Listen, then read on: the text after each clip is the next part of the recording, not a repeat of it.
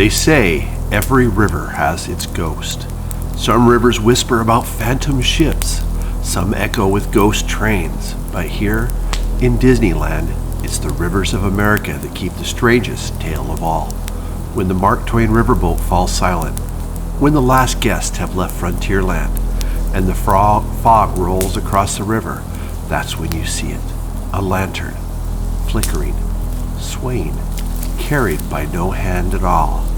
And if you see it, you would better listen, because it belongs to a man they call the Ferryman of the river. Long before the fireworks, before the parades, before the laughter filled this place, the rivers of America were not a playground. They were a work site. The docks were rough planks. The air smelled of wet paint and fresh-cut pine. Workers hammered by day, and by night they crossed the dark waters with the help of one man, Elias, the ferryman. Elias wasn't famous. He didn't design castles, but every worker knew him, strong, kind, steady. He rowed them across in his little boat, lantern glowing golden against the mist. He always smiled. He always listened.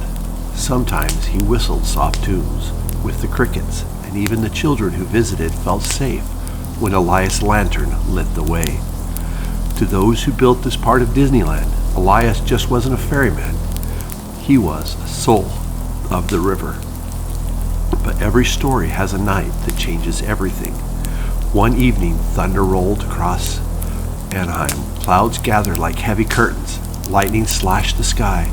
Workers begged Elias to hurry. He ferried them across one last time, lantern glowing in the storm. "Stay safe," he said softly, and again, their pleas, he rowed back out into the dark waters. That was the last time anyone saw him alive. By morning, his little ferry was found drifting in circles, empty. His lantern floated close by, flames still faintly glowing, though the storm had drowned the night. Nobody was ever found. From that day forward, whispers began. Elias had never left. Decades passed. Families laughed on the rafts to Tom Sawyer's Island. The canoes glided. The Mark Twain blew its whistle. But at night, when the fog was thick, the lantern returned. Workers say it swayed just above the waterline. Ride operators heard oars dipping into the current, though no boat was there. Security guards walking the docks swore they felt footsteps behind them. And sometimes, just before the glow disappeared, a faint whispered voice, like Elias still guiding travelers through the fog. Elias isn't cruel. His lantern is a warning, a guide. But those who ignore it, they paid the price. One cast member in the 1970s laughed when he saw the glow beneath the bridge. "Nice trick, Elias," he shouted, patting a canoe toward it. Moments later, his canoe tipped, and he plunged into the icy water. Later, he swore he'd felt a hand shove the boat, but no one was there. Another tells a tale of a security guard guiding across Tom Sawyer Island on a foggy night. A voice whispered behind him, "Not that way." He chuckled and marched on. A second later, the suspension bridge snapped beneath his boots.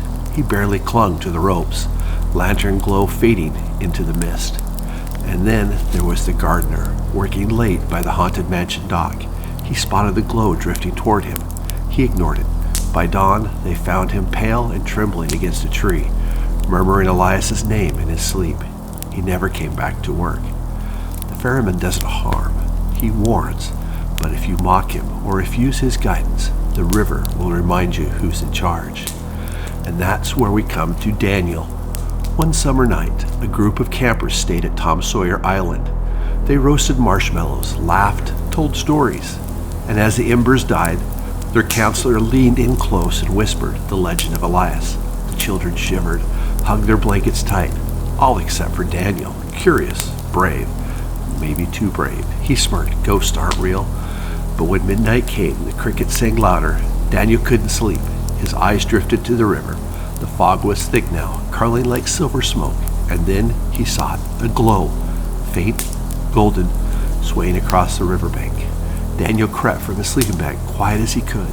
He slipped into the shadows of the island.